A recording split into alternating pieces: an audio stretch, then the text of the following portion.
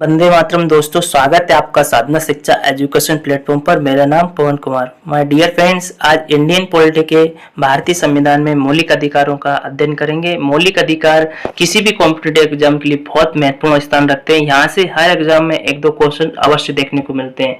तो my dear friends, fundamental rights की बात करेंगे। फंडामेंटल राइट्स को एक एक को समझेंगे और कितने मौलिक अधिकार प्राप्त है, संविधान में कितने मौलिक अधिकारों का वर्णन था, ये सारी चीजें एक एक देखेंगे। ठीक है, और किससे अनुच्छेद में कौन सा मौलिक अधिकार आता, सारी चीजें यहाँ पर आपको सीखने को मिलेगा। तो वीडियो अंत तक जरूर देखना, आपको यहाँ से बहुत कुछ सीखने को मिलेगा और काफी सारे डाउट भी क्लियर होंगे। ठीक है फ्रेंड्स, शुरू करते हैं आज की क्लास।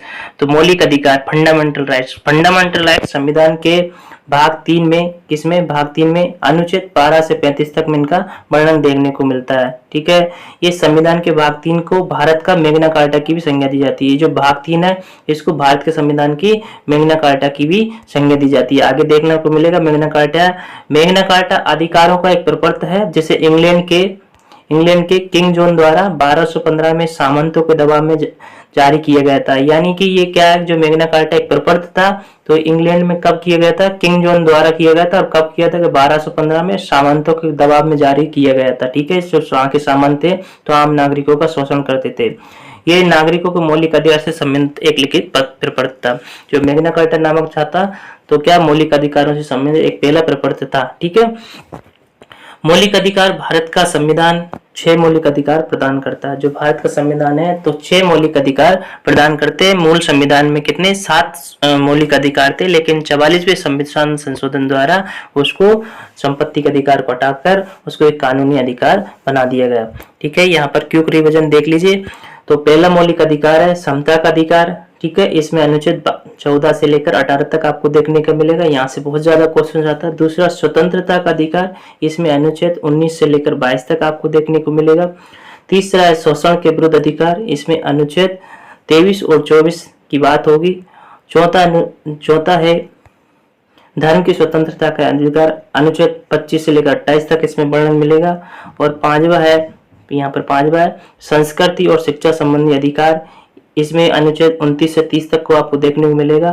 और लास्ट है संवैधानिक उपचारों का अधिकार। ठीक है, संवैधानिक उपचारों का अधिकार, इसमें अनुच्छेद 32 की बात होगी। मूलतः संविधान में संपत्ति का अधिकार अनुच्छेद 31 भी शामिल था। जो अनुच्छेद 31 था वो भी शामिल था मूल संविधान में। ठीक है, हालांकि इसे 44 संविधान संशोधन अधिनियम 1978 द्वारा मौलिक अधिकारों की सूची से हटा दिया गया। देखो, आपने यहाँ पर देखा होगा कि यहाँ पर सीधे अनुच्छेद 32 की बात की गई, तो आपने सोचा होगा कि अनुच्छेद 31 कहाँ गया। तो अनुच्छेद 31 भी था, लेकिन इसको संपत्ति के अधिकार को जब हटा दिया गया तो ये अब 31 नहीं है। ठीक है, हालांकि इसे क्या है 44 संविधान अधिनियम द्वारा और इसको मौलिक अधिकार की सूची से हटा दिया गया और इसे कानूनी अधिकार बना दिया गया। ठीक है फ्रेंड्स, आगे देखते हैं कानूनी अधिकार क्या होता है, वो भी आपको आगे देखने को मिलेगा। यह संपत्ति अधिकार को किस तरह हटा दिया गया था कि इस संविधान के भाग को 12 में अनुच्छेद 301 कानूनी अधिकार बना दिया गया। ये देखो, मैं आपको पूर्व में बता दिया गया था, इसे कानूनी अधिकार बना दिया गया। भाग 12 के तहत अनुच्छेद 301 के तहत कानूनी अधिकार बना दिया गया। ठीक है फ्रेंड्स, आशा करता हूँ आपको ये क्लियर हो गया होगा। आगे आप देखते हैं एक एक मौलिक अधिकार को। ठीक है, तो एक एक मौलिक अधिकार को देखो, यहाँ पर मौलिक अधिकारों में 12 से लेकर 35 तक इनका वर्णन मिलता है। ठीक है, आप यहाँ पर देख लीजिए, 12 से लेकर 35 तक इनका देखने को मिलता है आपको। 12 में परिभाषा से संबंधित चीजें देखने को मिलती है। और 13 अनुच्छेद में यह है कि इनको कि जो मूल अधिकार है इनको किसी भी स्थिति में इनका निम्नीकरण नहीं किया जाता है, मतलब घटाया नहीं जा सकता। ये दो बातें होती है, लेकिन ये ज्यादातर एग्जाम की दृष्टि से इतना ज्यादा नहीं आती है। लेकिन यहाँ पर आपको 14 से 18 ये आपको एकदम ध्यानपूर्वक देखना पड़ेगा अनुच्छेद।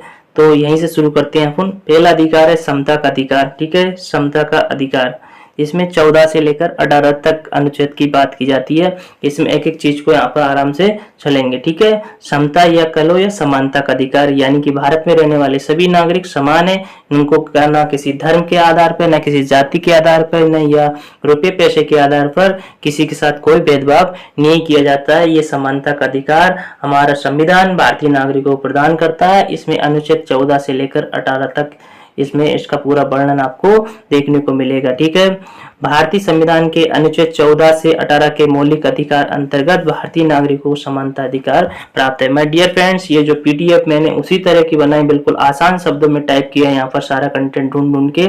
आप लोग ये पूरा जो डाटा है मेरे टेलीग्राम चैनल पे मिल जाएगा, डिस्क्रिप्शन में उसका लिंक दिया हुआ, वहां से आप ज्वाइन कर लेना। एक एक चीज बड़े इजीली से समझाने का प्रयास किया गया है। ठीक है फ्रेंड्स, यहाँ पर टाइप मैंने उसी तरह से कर रखा है। ठीक है, पहला देखिए तो अनुच्छेद 14 की बात करेंगे, विधि के समक्ष समानता। मैं पूर्व में बता दिया था किसी के साथ कोई भेदभाव नहीं होगा, न जाति के आधार पे, न किसी धर्म के आधार पे। भारत के रहने वाले सभी लोग एक समान है। तो पहला ही है विधि के समक्ष समानता। तो अनुच्छेद इसमें 14 के तहत भारत के सभी नागरिक विधि के समक्ष समता यानी समानता का अधिकार रखते हैं, और अर्थात राज्य सभी नागरिकों के लिए एक समान कानून का प्रावधान करेगा, उसी तरह समान रूप से उसे लागू भी करेगा। ऐसा नहीं है कि भारतीय कानून क्या है कि दलितों के लिए वो अलग है, रिजर्वेशन वाली जो व्यवस्था है वो क्या उस समय की एक पोजीशन थी, जो पिछड़े हुए लोग थे उनको इक्वल करने के लिए वो व्यवस्था लागू की गई थी। लेकिन ऐसा नहीं है कि किसी अमीर को कानून दूसरा, किसी गरीब के लिए दूसरा, या किसी दलित के लिए दूसरा और एक आम आदमी के लिए दूसरा। वो अलग बातें हैं कि किसी विशेष केस में अलग अलग धाराएं लगती है, लेकिन भारत का नागरिक सभी है, जो भी कानून बनेगा वो भी सबके लिए एक समान है। तो ये पहला ही अनुच्छेद 14 में क्या है, विधि के समक्ष सभी लोग समान है। फिर दूसरा है सामाजिक समानता। इसमें कौन से अनुच्छेद 15 में बात की जाती है? प्रश्न ये आ जाता है कि सामाजिक समानता कौन से अनुच्छेद में आती है, तो वहां पर टिक करना है अनुच्छेद 15। ठीक है, इस अनुच्छेद 15 के तहत किसी भी भारतीय नागरिक के साथ राज, धर्म, जाति और लिंग, नस्ल, जन्म विस्तार के आधार पर कोई भेदभाव नहीं होना चाहिए। ठीक है फ्रेंड्स, फिर है अवसर की समानता। अवसर की समानता के अगर क्वेश्चन आ जाए कि अवसर की समानता किसमें है, तो अनुच्छेद 16 के तहत भारत के सभी नागरिक को राज्य के अधीन किसी भी पद पर नियुक्ति के लिए उपलब्ध समान अवसर की प्राप्ति का अधिकार होगा। यानी कि कोई भी पोस्ट निकलेगी तो सभी नागरिक समान रहेंगे। वो देखो रिजर्वेशन को छोड़ के वो एक अब बात है। तो ऐसा नहीं है कि किसी विशेष वर्ग विशेष को या उसको ही नौकरी का अवसर है, सभी लोगों को नौकरी का अवसर है। ठीक है, तो ये संविधान अनुच्छेद 16 में इसका वर्णन है। ठीक है, बहुत ज्यादा क्वेश्चन स्टैंड करता है कि अवसर की समानता किसमें है, यानी नौकरी की समानता किसमें है, तो अनुच्छेद 16 में इसका वर्णन है। फिर अनुच्छेद 17 की बात करता अस्पृश्यता का अंत। अनुच्छेद 17 यानी समानता के अधिकार के तहत अनुच्छेद 17 बनाया गया, जिसमें क्या अस्पृश्यता यानी छुआछूत का अंत कर दिया गया। पहले आपने देखा होगा कि लोग कोई दलित जाति के अगर छू जाते तो स्नान वगैरह करते थे, तो वो एक काफी खराब प्रथा थी, कुप्रथा थी। तो अस्पृश्यता का अंत कर दिया गया कब? अनुच्छेद 17 के तहत। तो ये क्वेश्चन भी काफी ट्रेंड करता है, अस्पृश्यता का अंत किस में आता है, तो अनुच्छेद 17 में आता है। यदि कोई इसे अपने जीवन में अपनाता या किसी भावना प्रकट कर तो उसे दंडनीय अपराध घोषित किया गया। अगर कोई अस्पृश्यता छुआछूत अगर दिखाता तो उसके ऊपर कानूनी कार्रवाई की जा सकती है। उपाधियों का अंत। समानता के अधिकारों में ही अनुच्छेद 18 बनाया गया। उसमें क्या, कोई भी भारत का नागरिक कोई उपाधि धारण नहीं करेगा। पहले आपने सुना होगा कि नाम है केसरी हिंद, ऐसे अंग्रेज लोग उपाधि देते थे ना, तो सारी उपाधियों का अंत कर दिया गया। और राष्ट्रपति की आज्ञा के बिना किसी भी अन्य देश से किसी भी प्रकार की उपाधि स्वीकार नहीं करेगा। अगर कोई देश किसी को उपाधि दे रहा है तो पहले भारत के राष्ट्रपति से उस चीज की परमिशन लेना पड़ेगा। हालांकि इसके लिए सेना या अकादमिक सम्मान के समान जो सेना या कोई अकादमिक सम्मान है ना, उसके सिवा राज्य अन्य किसी भी उपाधि का प्रावधान नहीं करेगा। सेना में देखते परमवीर चक्र, महावीर ये चीजें मिलती रहती है। ठीक है, तो सेना को छोड़कर और कोई अन्य उपाधियां ग्रहण नहीं की जाएगी। यहाँ पर सम्मान है, थोड़ा सामान लिखा गया, टाइपिंग मिस्टेक, कोई बात नहीं। दूसरा है स्वतंत्रता का अधिकार। स्वतंत्रता का अधिकार का वर्णन है 19 से लेकर 22 तक। ये भी काफी इंपोर्टेंट है। ठीक है, एक एक चीज को यहाँ पर देखते हैं। स्वतंत्रता का अधिकार भारतीय संविधान के अनुच्छेद 19 से 22 तक मौलिक अधिकारों के अंतर्गत भारतीयों के लिए स्वतंत्रता के अधिकार का प्रावधान करता है। किसमें? 19 से लेकर 22 तक। पहला ही है विचार एवं, देखो इसमें जो स्वतंत्रता का अधिकार है, इसमें 6 प्रकार के आपको स्वतंत्रता के अधिकार मिले हुए हैं। आप लोग यहाँ पर ये डाउट नहीं होना कि मौलिक अधिकार है तो 6 है, तो ये भी 6 है, वो अलग मूल 6 मौलिक अधिकार है। अब स्वतंत्रता के अधिकार में भी 6 टाइप्स के अधिकार मिले हुए, उनको आप एक एक चीज को समझिए। ठीक है, तो पहला है विचार एवं अभिव्यक्ति की स्वतंत्रता। इसमें अनुच्छेद 19 में इसका सबका वर्णन मिलेगा आपको। तो अनुच्छेद 19 के अनुसार सभी भारतीय नागरिकों को विविध प्रकार के विचार अभिव्यक्ति की स्वतंत्रता का अधिकार प्रदान करता है। अनुच्छेद 19 क्या करता है कि भारत में रहने वाले सभी व्यक्तियों को उनके विचार भाव प्रकट करने की, उनको अभिव्यक्त करने की पूरी आजादी मिलती है। इसीलिए तो भारत देश में कोई प्रधानमंत्री के खिलाफ भी मीडिया पे कुछ बोलता रहता है, सोशल मीडिया के माध्यम से कुछ बोलता है, ज्यादा कुछ नहीं होता, क्योंकि उनको अभिव्यक्ति करने की आजादी रहती है। फिर अनुच्छेद 19A क्या कहता है, बोलने की स्वतंत्रता एवं प्रेस की स्वतंत्रता, सूचना पाने देने की स्वतंत्रता। यानी क्या कि भारतीय संविधान स्वतंत्रता अधिकार के तहत उसमें अनुच्छेद जो 19A है उसके अनुसार लोगों को बोलने की स्वतंत्रता, वो कहीं भी सभा कर सकता, प्रेस कर सकता, सूचना देने का अधिकार उसको प्राप्त होता है। फिर अनुच्छेद 19B के अनुसार शांतिपूर्वक बिना हथियार से कथित तौर पर सभा करने का स्वतंत्र का अधिकार है। यानी अगर वो स्वतंत्रता का अधिकार के तहत अनुच्छेद 19B के अनुसार कोई भी व्यक्ति शांतिपूर्ण ढंग से कोई भी सभा का आयोजन कर सकता है, कोई भी मीटिंग कर सकता है, कोई भी सेमिनार कर सकता है, ये सारे अधिकार उसको प्राप्त है। फिर अनुच्छेद C, तो किसी भी प्रकार के संघ बनाने की स्वतंत्रता का अधिकार। देखो आप लोगों ने देखा होगा कि कांग्रेस पार्टी, भाजपा पार्टी, ऐसे बड़े बड़े पार्टियां, इसके अलावा भी RSS है, बहुत बड़े बड़े संघ है, कुछ छोटे मोटे संघ भी है देश में। तो ऐसे लोग कोई भी अपना स्वतंत्रता का अधिकार के तहत कोई भी अपना संघ बना सकते हैं। नेक्स्ट है अनुच्छेद 19D के अनुसार देश के किसी भी विभाग में आवागमन की स्वतंत्रता का अधिकार। स्वतंत्रता के अधिकार के तहत अनुच्छेद 19D के अनुसार भारत का नागरिक कहीं भी आ जा सकता है और कहीं भी रह सकता है। ठीक है। फिर अनुच्छेद लास्ट है अनुच्छेद 19F, तो देश के किसी भी क्षेत्र में निवास करने की स्वतंत्रता का अधिकार है। स्वतंत्रता के अधिकार के तहत अनुच्छेद 19F के अनुसार भारत का नागरिक कहीं भी रह सकता है, ठीक है, और कहीं भी निवास कर सकता है, जो भी वहाँ की औपचारिकता रहेंगे उनको फिल करने के बाद। तो माय डियर फ्रेंड्स, ये स्वतंत्रता का अधिकार में आपको अनुच्छेद 19 भी क्लियर होगा, वो जो कि इसमें 6 अनुच्छेद के अनुसार वर्णन किया गया है। ठीक है फ्रेंड। फिर अनुच्छेद 20 की बात करते हैं। अनुच्छेद 20 क्या कहता है, ये भी स्वतंत्रता के अधिकार के तहत ही आता है। अपराधों के लिए दोष सिद्धि के संबंध में संरक्षण। अपराधी के लिए दोष सिद्धि के संबंध में संरक्षण के लिए भी भारत के नागरिकों को अधिकार मिले हुए हैं। देखते हैं अनुच्छेद 20 भारतीय नागरिकों को अपराधों के लिए दोष सिद्धि के संबंध में संरक्षण प्रदान करता है। जैसे मतलब दोष सिद्धि, जैसे किसी भी व्यक्ति को एक अपराध के लिए सिर्फ एक ही बार सजा मिलेगी। देखो दोष सिद्धि के अधिकार के तहत यह है कि किसी व्यक्ति को ऐसा नहीं है कि अलग अलग सजा, मतलब किसी व्यक्ति को एक अपराध के लिए सिर्फ एक बार ही सजा मिलेगी, यानी एक अपराध के लिए एक ही बार सजा मिलेगी। ऐसा नहीं कि किसी ने एक बार किसी को चाकू मार दिया, उस सजा को एक बार काट लिया, फिर पुनः उसको सजा मिल रही, नहीं, एक क्राइम का एक ही बार उसको सजा मिलेगी। ठीक है। इसके अलावा अपराधी को केवल तत्कालीन कानूनी अपबंध के तहत सजा मिलेगी। इसका अर्थ क्या हो रहा है माय डियर फ्रेंड्स, ऐसा नहीं कि आज 2022 में चाकू मारने पे ये दंड है जेल जाने का, तो आने वाले 10 सालों में अगर उसको कोई संशोधन होगा और तो उसके उस हिसाब से कार्रवाई होगी। नहीं, ऐसा नहीं होगा। जो 2022 में जो कानून है उसी के अनुसार उसको दंड मिलेगा। ठीक है फ्रेंड्स। आगे बढ़ते हैं। किसी भी नागरिक को स्वयं के विरुद्ध न्यायालय में गवाही देने के लिए बाध्य नहीं किया जाएगा। यानी किसी भी नागरिक को डरा धमका के खुद के ही खिलाफ में न्यायालय में गवाही देने का बाध्य नहीं किया जा सकता। ठीक है। ये दोष सिद्धि से संबंधित बात हो गई। ये किसमें, अनुच्छेद 20 में इसको वर्णन आपको देखने को मिलेगा। फिर अनुच्छेद 21 काफी इंपोर्टेंट है। ठीक है। प्राण एवं दैहिक स्वतंत्रता संरक्षण। ठीक है। प्राण एवं दैहिक स्वतंत्रता का संरक्षण। अनुच्छेद 21 में भारतीय नागरिकों के जीवन एवं शारीरिक स्वतंत्रता का संरक्षण देखने को मिलता है। इसके तहत किसी भी नागरिक को कानून द्वारा निर्मित प्रक्रिया के अतिरिक्त उसके जीवन और व्यक्तिगत स्वतंत्रता के अधिकार से वंचित नहीं किया जा सकता है।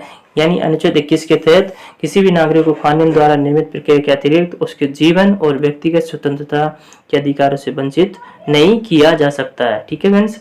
और फिर देखिए अनुच्छेद 21 तो इम्पोर्टेंट है, ठीक है, लेकिन अनुच्छेद जो 21 है सबसे महत्वपूर्ण इम्पोर्टेंट है, क्योंकि इसमें यह शिक्षा के अधिकार से बात करता है। अनुच्छेद 21 वेरी इंपॉर्टेंट है। यहाँ से क्वेश्चन आते हैं हर कॉम्पिटिटिव एग्जाम में या टीचिंग भर्ती में, तो यहाँ से प्रश्न देखने को मिलता है। तो अनुच्छेद 21A किसके अंतर्गत आता है? स्वतंत्रता के अधिकार के तहत आता है। ठीक है, किसके अंतर्गत आता है? स्वतंत्रता के अनुसार। तो अनुच्छेद 21A मूल अधिकार के अंतर्गत राज्य से 6 से 14 वर्ष के बच्चों को निःशुल्क एवं अनिवार्य शिक्षा उपलब्ध कराएगा, जो कि 86वां संविधान संशोधन 2002 में हुआ था। ठीक है फ्रेंड्स, क्या हुआ था? 86वां संविधान संशोधन था, और कब हुआ था? 2002 में। और ये स्वतंत्रता के अधिकार के तहत आता है, जो कि 21 है, जो कि भारत के सभी स्टूडेंट के 6 से 14 वर्ष के बच्चों को निःशुल्क एवं अनिवार्य शिक्षा उपलब्ध कराने के लिए संबंध में है। ठीक है फ्रेंड्स, फिर लास्ट है स्वतंत्रता के अधिकार के तहत बंदीकरण के संरक्षण की स्वतंत्रता। इसमें अनुच्छेद 22 में इसको देखने को मिलेगा। ठीक है, किसमें? 22 में। कुछ परिस्थितियों में भारतीय नागरिकों की गिरफ्तारी और निरोध के संरक्षण प्रदान करता है। वो कौन कौन सी परिस्थितियां हो सकती है?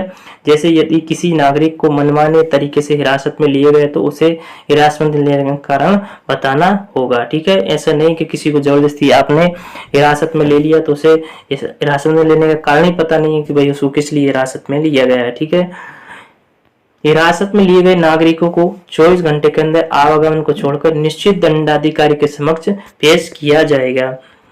हिरासत में लिए गए व्यक्ति को अपने पसंद के अधिवक्ता से सलाह लेने की भी अधिकार होगा। फिर है तीसरा मौलिक जो अधिकार है, शोषण के विरुद्ध अधिकार। शोषण के विरुद्ध अधिकार में यहाँ पर अपन अनुच्छेद 23 से लेकर 24 तक देखने को यहाँ पर मिलेगा। अनुच्छेद 23 और 24 देखने को मिलेगा। ये काफी इम्पोर्टेंट है, यहाँ से प्रश्न आते हैं। ठीक है, प्रश्न इस तरह रहते हैं। अनुच्छेद 23 और 24 में किस में वर्णित है? तो शोषण के विरुद्ध अधिकारों का इसका एक विवरण देखने को यहाँ पर मिलता है। तो मानव क्रिय विक्रय निषेध और बलात्श्रम का निषेध, यानी मानव यानी व्यक्ति को बेच और खरीद नहीं सकते हैं, या बालकों के साथ बाल श्रम नहीं लिया जा सकता। आपने देखा होगा कि 18 वर्ष से छोटे बच्चों को फैक्ट्रियों वगैरह में नहीं लिया जाता है, तो बाल श्रम निषेध रहता है। तो ये किस में आता है? अनुच्छेद 23 में आता है। बहुत 10 क्वेश्चन है कि मानव के क्रय विक्रय निषेध किस अनुच्छेद में वर्णन मिलता है? तो अनुच्छेद 23 में इसको मिलता है। बालकों के नियोजन में निषेध, अनुच्छेद 24 में 14 वर्ष से कम उम्र के वाले बच्चे किसी कारखाने, खनन क्षेत्र या अन्य किसी प्रकार के जोखिम वाले क्षेत्र में किसमें, यानी बाल श्रम किसमें? अनुच्छेद 24 के तहत 14 वर्ष से कम उम्र के बच्चों को किसी भी कारखाने, खनन, कहीं भी उनको जोखिम भरे कार्यों में नहीं लगा सकते हैं। अगर ऐसा करते हैं तो उनके ऊपर दंडनीय अपराध की कार्यवाही की जा सकती है। ठीक है, फिर चौथा है धार्मिक स्वतंत्रता का अधिकार। धार्मिक स्वतंत्रता का अधिकार, धार्मिक स्वतंत्रता में अनुच्छेद 25 से लेकर 28 तक आपको यहाँ पर वर्णन देखने को मिलेगा। इसमें क्या है? धार्मिक आचरण एवं प्रचार की स्वतंत्रता। धार्मिक आचरण एवं प्रचार की स्वतंत्रता अनुच्छेद 25 के अंतर्गत भारतीय नागरिक को किसी भी धर्म को मानने तथा उसको प्रचार प्रसार करने की स्वतंत्रता प्रदान की गई है। ठीक है, जो धार्मिक आचरण है उसकी अनुच्छेद 25 के तहत किसी भी व्यक्ति को कोई भी धर्म को मान सकता है और उसका प्रचार प्रसार सकता है, इसके लिए कोई मनाही नहीं करती है। मौलिक अधिकार इसकी अनुमति देता है। फिर धार्मिक कार्यों के प्रबंध की स्वतंत्रता, तो इसमें अनुच्छेद 26 में इसका वर्णन मिलेगा। भारतीय नागरिक को अपने धर्म के लिए संस्थाओं की स्थापना करने और उनको संचालन करने तथा विधि समझ संपत्ति अर्जित करने, स्वामित्व रखने तथा नियंत्रण करने का अधिकार देता है। ठीक है, फिर अनुच्छेद 27 को देखिए। अनुच्छेद 27 के अंतर्गत राज्य किसी भी नागरिक को जिसकी आय किसी भी धर्म या धार्मिक संप्रदाय की प्रगति में व्यय के लिए निश्चित कर दी गई है, वह उसे ऐसे कर देने के लिए बाध्य नहीं किया जाएगा। ठीक है, फिर अनुच्छेद 28 के अंतर्गत राज्य विधि से पूर्ण रूप से संचालित किसी शिक्षण संस्थान में कोई धार्मिक शिक्षा नहीं दी जाएगी। इस प्रकार का कोई शिक्षण संस्थान अपने विद्यार्थियों को किसी भी धार्मिक अनुष्ठान में भाग लेने या किसी धर्म उपदेश को बलपूर्वक सुनने के लिए बाध्य नहीं करेगा। माय डियर फ्रेंड्स, आप लोगों ने स्कूल वगैरह में देखा होगा कि लोग चाहे किसी भी धर्म से बिलोंग करते हो, लेकिन जो भारतीय संविधान के मुताबिक लोगों को शिक्षा जो बोर्ड निर्धारित करता उसी के अनुसार की जाती, ना कि किसी भी धर्म विशेष पर शिक्षा दी जाती है। ठीक है फ्रेंड्स, फिर पांचवा है संस्कृति एवं शिक्षा संबंधी अधिकार। कौन सा? संस्कृति एवं शिक्षा संबंधी अधिकार। इसके तहत भारतीय संविधान के अनुच्छेद 29 और